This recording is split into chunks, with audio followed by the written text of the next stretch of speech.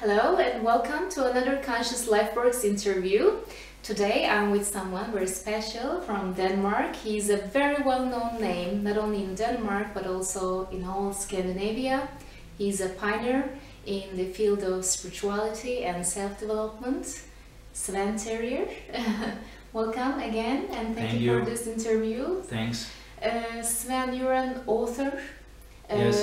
You are also the founder of Quantum Seminars. That's right, yes. Which organizes international events to which a lot of worldwide names attend, such as Eckhart Tolle, Deepak Chopra. They come here and they give some talks and workshops and they share their teachings with the people. Yes. And you are also a meditation teacher. That's right, yes. And on one occasion I remember that you started doing meditation at the age of 15. That's correct, yes. So I believe you've got a very intriguing story. So could you please tell us more about yourself? Okay, well, well, you know, meditation has been a kind of lifelong passion for me. Yes. And it's true, I began to meditate when I went to gymnasium or high school, and I was just 15 years old, and I somehow stumbled over a book by an English journalist, Paul Bruntel, called Esen Sekerkarar India, where he writes about his travels in India and his meetings with yogis and sages and so on. And I found that book very inspiring. It just resonated with me. In particular his description of his meeting with a very well-known sage from the last century, Ramana Maharshi. So I couldn't wait. Oh, I have to go to India. I must meet one of these yogis, and then, you know, that around that time, in 1967 actually, the Beatles also got interested in Eastern philosophy and Eastern wisdom, and the guru of the Beatles, Maharishi Mahesh Yogi, came to Copenhagen, and I went in and saw him, and then I learned to meditate, and that's how I got started. Yeah. That's very So I started with a simple form of mantra meditation. Yeah. So how did it go on for you? You started with the mantra meditation. That's right, yes. And you know, I actually found out that the meditation helped me to be more focused in school, in gymnasium, and increased my learning ability and my memory and so on. So I got really hooked, and I wanted everyone to start meditating. So even when I was still in high school, I started to give lectures about meditation and so on. And after finishing high school, I went to United States for a 3-month residential training program where I became a meditation instructor. And how old were you? I was 18 years old. Oh my God, I've never heard anything like this from anyone before. And that was in 1970. And then I came back, you know, and I started studying at university also, but at that time, you know, there were not so many forms of meditation or schools as there are nowadays. So that organization during the 70s has great success teaching thousands of people meditation, and so I dropped out of university because I became so involved in teaching meditation, and we were opening centers all around the country and so on. So for many years I worked in that particular organization teaching meditation as we have learned it from the person who was my teacher at that time. Yeah. So do you think working with a teacher has got some importance? Oh yes, definitely. You know, because well, I remember somebody once asked Dalai Lama, is it necessary to have a guru or a teacher? And he gave a very interesting answer. He said, well, it may not be absolutely necessary, but it will spare you some time. Oh, yes. Because you know, somebody who has more experience than yourself in that field, and who has gone further along the road, you know, and has tried some of these time-tested methods and techniques and explored them deeply, you know, then you can learn a lot from such a person, you know. But so yes, definitely it can be very helpful with teachers, yes. So did you only stick with one single method, or did you try different kinds of practices? Well, I did stick with one method, you know, for many years, which was that form of mantra meditation or TM meditation. But then, you know, I have always, even at that time, I was always interested in other approaches as well, and read books about it. And particularly, I mentioned this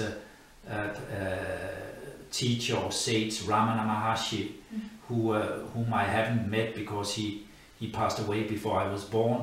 But he was always a great inspiration for me, and so on my own, you know, kind of almost secretly, I experimented with his form of meditation, which is a form of self-inquiry, where you meditate on the question, who am I? Or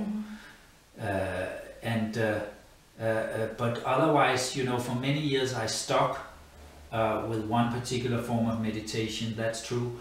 But then I came to a point where I felt that the need to move on, you know, and explore different approaches of meditation, and also different approaches of self-exploration and like what and self-development. how did it change the experience for you?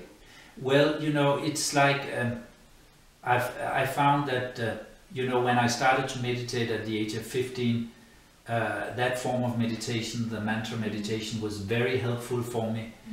But you know, at a later phase, then somehow by accident, you can say, or some people say there are no accidents, then I happened to meet other teachers, you know, and from them I learned different forms of meditation, and I found that actually enriched and deepened my own experience. So ultimately, I think the ultimate teacher is your own experience. That's the ultimate authority, you know. So I studied with different teachers, and you know, in the organization, the TM organization, as a TM teacher, you're not supposed to go to other teachers, you know, because they have the idea that this organization has everything that you will ever need to learn for your spiritual growth. But you know, I'm still grateful for what I learned there, and it was very helpful up to a point. But then I started feeling more and more stuck within that structure, and I felt it was a limitation, you know, that I couldn't explore wisdom or spirituality with other teachers. So I came to a point where I found it that I had to leave the organization. And that was around that time also that I started quantum seminars, where I started to invite different teachers to Denmark, spiritual teachers, and some of the teachers that I had already met before that time, you know, and gone to their seminars and retreats, like Richard Moss, Deepak Chopra, etc. You had almost all of those very big names coming here to Denmark. Well, maybe not all of them, or almost all of them, but some of them. Well, Eckhart Tolle, yes, of course, he came much later. He came first time to Denmark 2002, but I actually started quantum seminars as early as '94, and the first one that I organized for was Deepak Chopra, whom I knew because before he started on his own, he was also with the TM organization. So I left that organization around the same time when he left it, and he actually started to get really well known around the time when he left the organization. So he was the first one that I organized for. Yes. And that's why I called it Quantum Seminars, because he had a book out around that time called Quantum Healing. Oh, so I thought, what should I call it? So you were inspired by his yeah, work. so I thought, okay, why not call it Quantum Seminars? And then one thing led to the other. You know, there was a teacher at that time that was very popular around that time, Shaktika Wayne, that I invited, and Wayne Dyer and other teachers, and Neil Donald Wallace later, and you mentioned Eckhart Tolle, and many other teachers, also teachers like Richard Moss, Leonard Jacobs, and Catherine Ingram, that may not be as famous, you know, but that but very inspiring. But still have something profound to share, you know. It's not always the fame that is an expression of the depth of a person, you know. Of course not. Sometimes they correspond, but not always. Yeah, you're right. Yeah. So it is also, I think, very rare for a person who is also a meditation teacher, but who had the opportunity of having a more interactive way of experiencing the teachings of other teachers, such as the names that we have just counted. Yes. So you were also in their workshops because you were organizing them. So with this vast experience, do you think all these names in the spirituality field have got a common message for us? Yes, they do.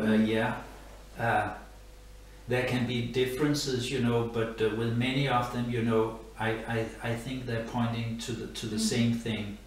Yes, and they may call it different things, you know. You know, there is an ancient saying from the Vedic tradition in India that sounds something like that, you know, that truth is one. Yes. The sages call it by many names. Or to say it very shortly, one truth, many ways, many pathways, you know. So, that's right. So you know, people are different. There are not two individuals that walks exactly the same path. You know, for instance, even let's say one is a Buddhist, for instance, one can be a Buddhist in 1,000 ways, you know. Yes, of course. And there are many different traditions. Yes, and you know, in the yoga tradition, for instance, they have different ways of yoga. They have the path of devotion, the path of action, the path of meditation, the path of knowledge, and so on. So many different, as in Buddhism they would call it, different skillful means fitted for different individuals with different backgrounds, you know. But the further you walk along a certain path, then, you know, when you get closer to the goal, I believe, you know, then it seems like that the different pathways start to converge and meet, and they're actually ending up in the same place, which is not a place. And what is it? How would you describe it? Well, you know, what is that ultimate goal? Well, you know, the ultimate goal, well, you know, some teachers say that there's no goal, you know, and there's no path, because, you know, Eckhart Tolle, he would probably say there's no pathway to the now. How can there be a path to the now? But you know, many of the different schools and teachers, they talk about presence, being present, learning to become present, you know. Especially they talk about it also with the mindfulness meditation. Yes. But Eckhart Tolle talks a lot about it. You know, all the different teachers, they talk about, you know,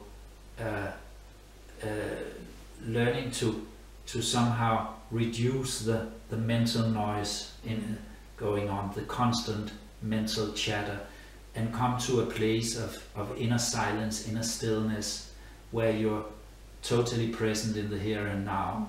And that's, you know, that presence, you can say it's both the way and the goal at the same time, as I see it. You know, you can, of course, you can have the experience of being in that total presence for small glimpses, you know, and these glimpses can extend, you know, so that you tend to more and more naturally in your daily life to gravitate toward being present rather than all the time being in the future or in the past. And so mind wandering, etc. Yes.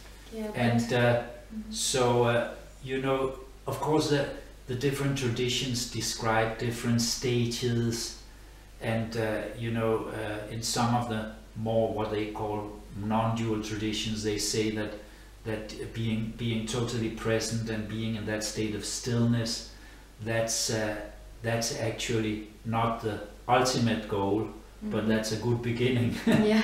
Like, you know, if you want to get to the top of Mount Everest, you first have to get to the base camp, and then from there can start going to the top of Mount Everest.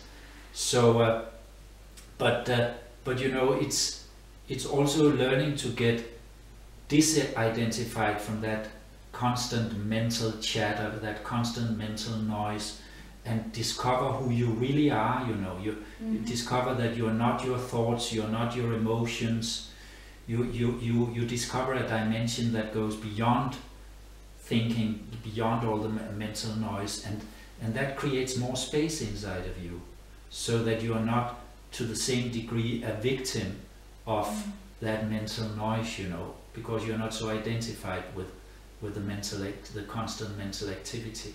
You become the witness of your own thought processes, and that's the beginning of that inner liberation that these different traditions all speak about, with though maybe in different terminologies, but they all seem to point to that. Yeah. But probably for beginners, yes. So to speak, yeah. It might be a little bit difficult to grasp of that course, state of consciousness that you're talking about, because not only there are many different traditions, there are also various different descriptions of what you have just told, to reaching that state. So you know, let me try to say it in a different way. When we talk about meditation, for instance, I think all those teachers that I have invited in these last 20 years, you know, they all talk about meditation, though in slightly different ways. But you can, if you want to simplify it, you can talk about meditation in two different ways. You can talk about meditation as a particular state of consciousness, the state of meditation, or the meditative state. And then you can talk about different tools, methods that can help you to open your awareness to that state of meditation. So when you talk about meditation as a state of meditation rather than different techniques, tools and methods, then I think it's something that every person knows, you know, and have experienced.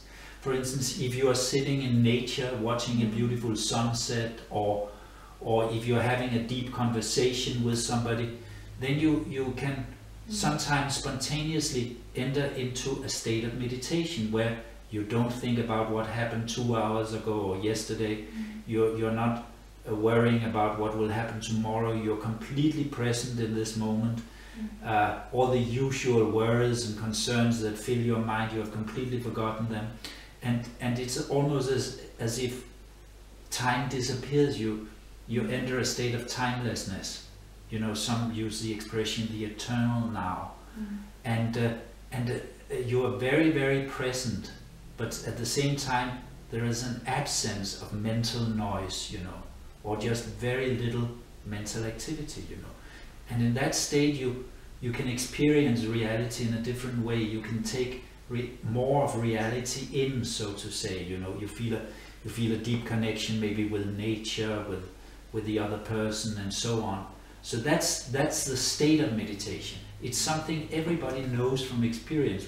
We all have experienced that in nature. Sometimes when we do some creative work, you know, we can get into that sense of flow. Or so there can be many situations, you know, and often we feel after such experiences, we feel new inspiration, we feel new energy, we have a broader perspective, a better sense of proportion, you know. We are not so much bogged down by the trivialities of daily life and so on. Only after, for a short for moment. a short moment, yes. But then after a while, so then we tend to get back into the habitual thought patterns, yes, and worries and so.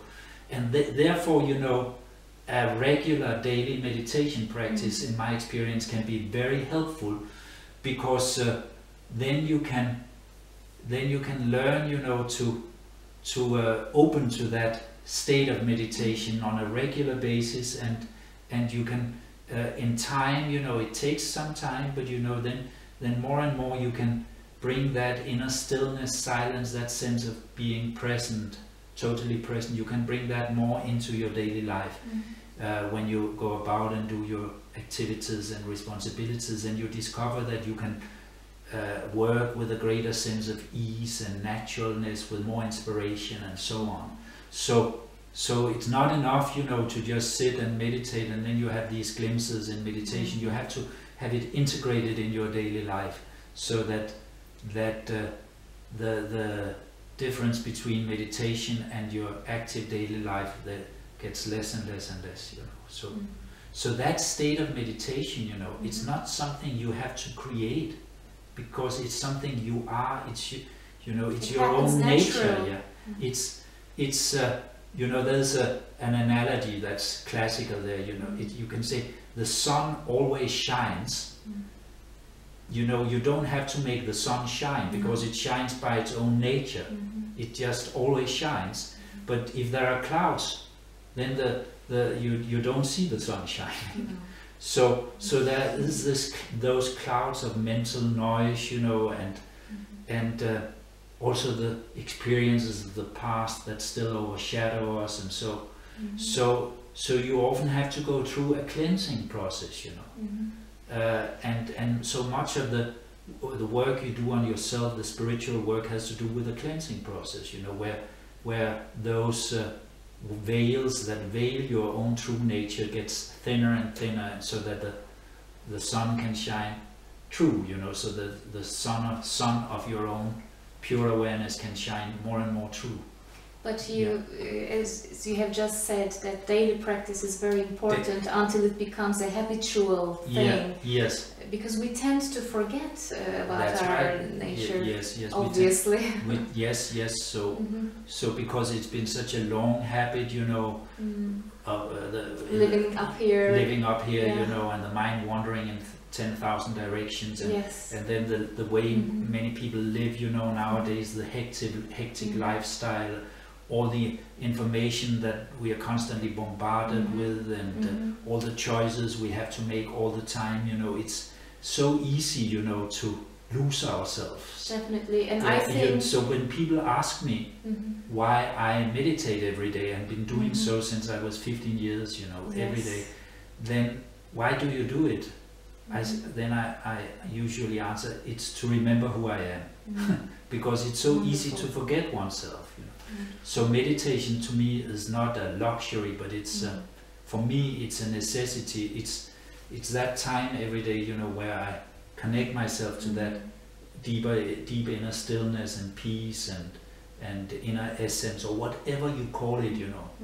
One truth, many names. Yes. And as we're very much used to living in our minds, and we're very much used to the speed of it, we tend to interpret the stillness of the mindfulness or the meditation as a passive state. Right. Yes, a passive form of relaxation, and so, or complete blankness of mind, or something like that. Is it really like that? No, that's, you know, many people have understood that meditation or mindfulness is about relaxation, a kind of passive form of relaxation, but that's only one part of it. So the other part, equally important, is the wakefulness part, or alertness part. So as I understand it, the true meditative state, on one hand, it's a state of total relaxation, absence of all the usual mental noise, but on the other hand, it's also a state of alertness or wakefulness, where you're totally present, not like you're tranced out, you know. So some people can sit in a state of relaxed, tranced out or spaced out state, and they call this meditation. But it may not be so helpful in terms of helping you to become more present in your daily life. For this you also need to cultivate the wakefulness aspect or the alertness aspect. And please give us a tool to how to achieve that. Well, what is it? May I ask you a question? So, you may only answer using one word. Okay. What is it that brings us out of the state of presence? What is it that brings us out of the state of being totally present in the now? Mind chattering, I would say. Yes. Attention, either in the past or in the future. Yeah, it's the thoughts. Thoughts, exactly. Yeah. Yes, because we are thinking about what to do next day or what happened earlier in the day and so on. So therefore many people think, okay, so then I have to get rid of all thinking. Yes. And then they get into a struggle when they meditate. Yes. Where they start to fight their thoughts, but the more you fight them, there is a saying in English, what you resist persists. So if you start trying to push thoughts away or suppress them, they will just come back with even greater force. So that doesn't seem to work. No. So when you start to meditate, then, in most schools or traditions, then you start to meditate using a specific object for your meditation. And that object, that could, for instance, be the breathing process, or it could be a so-called mantra or specific sound that you learn how to repeat in a specific way inside yourself. Or it could be a point on the body, for instance, the heart center, or it could be anything, if you some people meditate with eyes open and they have as an object a beautiful flower or a tree or whatever. So whenever your mind starts to wander, or you start planning, or you start thinking about that conversation you had with your boss or your partner earlier in the day, and so whenever you become aware of that, then you just acknowledge it and allow the thoughts to pass by, just like the traffic on the street, and gently bring your awareness back to your object of meditation. For example, the breathing, or any other object that you use in meditation. So in this way, through practice, you cultivate your attention or your ability to stay present for longer and longer periods. But when you start, you need somewhere where you can anchor your attention.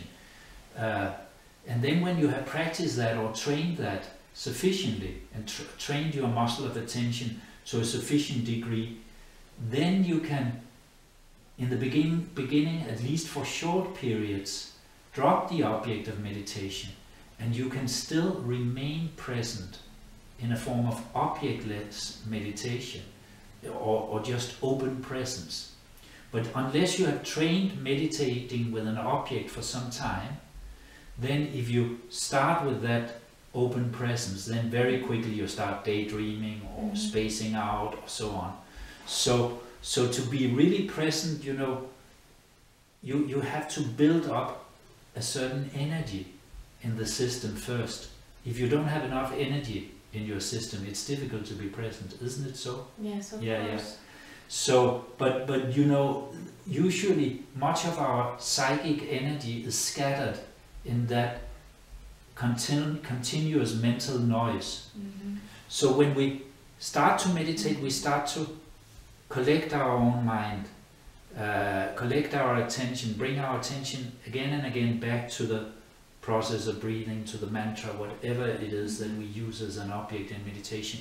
And in this way we build up energy, psychic energy, all the energy that was scattered in 10,000 directions. And then we come to a point where we can let go of the object and still remain totally present. So what might look as a passive state from the outside is actually a very conscious state. Yes, very conscious, very aware, Very aware. Very aware. And full of energy, because it's and full focused. of energy, yes, full of energy, yes. Yes, first you know, first it may be focused, you know, you have a focal point for your meditation. But then after a while you can drop the focal point. And then it becomes meditation not with a focus, but more that kind of open panoramic awareness, which can include the whole of reality. You don't have to, then you don't narrow your awareness down to a certain point. That may be very useful in the beginning, you know.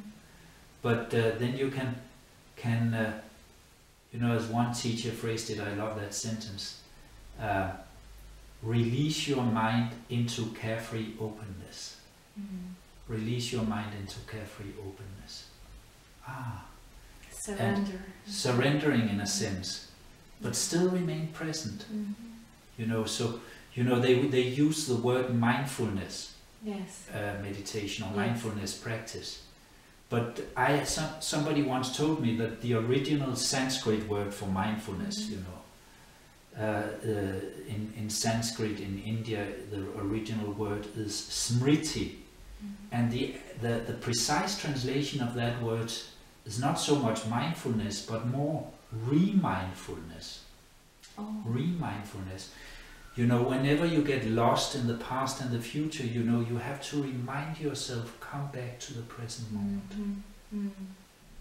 And you know, your senses, they can help you to come back to the present moment. If you connect with your senses, connect with what you smell, with the sounds, with the sights, you know. You know, sometimes we walk through the park or we walk through nature. But we don't hear the birds singing. We don't hear the wind blowing in the treetops. No, we don't see the beautiful leaves. Listening to music or busy on our iPhones. Yes, or thinking about that very important else. Meeting we are going to next day. You know, so meditation is about, you know, opening your senses to that which is present right now, the sounds, the sights, and so on. So, you know, I think it was John Kabat-Zinn who wrote a book called Coming to Our Senses. Yes. Yeah, coming back to this moment. He also wrote another book with the title, Wherever You Go, There You Are. But, you know, a more striking title, you know, which would maybe more truthful, would be, Wherever You Go, There You Are Not. Because you're always here. Yes, you're always in the future or the past, you know. That's true. So, but we're training, you know, to be present right where we are. Yes. Yeah. And so that body and awareness in the same place, not the body in peace. In one piece. In one piece also. Yes. Not in two pieces, you know. Yeah. Yes, and how long should one meditate daily? Well, you know, that's different from individual to individual. It also depends on one's priorities, you know, and so on. But I would say, as a general rule for someone who begins meditation, if you can do it like 20-25 minutes once, or even better twice a day, you know, morning and afternoon, or morning and evening, that would be good, you know, to start with. But I would say even 10 minutes once a day is better than nothing, you know. Yes. So the most important thing is, you know, to have a regular practice. So if you can set aside a certain time every day where you sit down to formally practice meditation, and it's important, you know, that you learn it properly, that you learn it from somebody who is qualified to teach it, and with whom you can discuss your experiences, and who can give you feedback and help you to correct any mistakes and so on. That's really important, you know. Yes. But then it's up to oneself, you know, to really practice it, to make it a priority. Yeah. But as I say, 10 minutes a day is better than nothing, you know. But sometimes, you know, if you live a very busy life, it takes a little time after you have started your meditation before you get to that point where you feel, okay, now I have landed.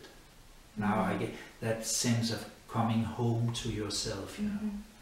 It may sometimes, you know, it may just be the very end of meditation.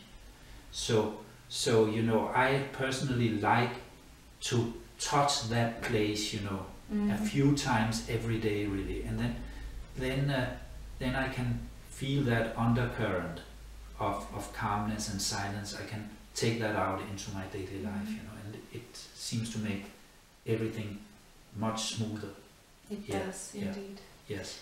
Thank you very much for this My interview. pleasure. It was a huge pleasure for me. My pleasure. Thank you. Thank you.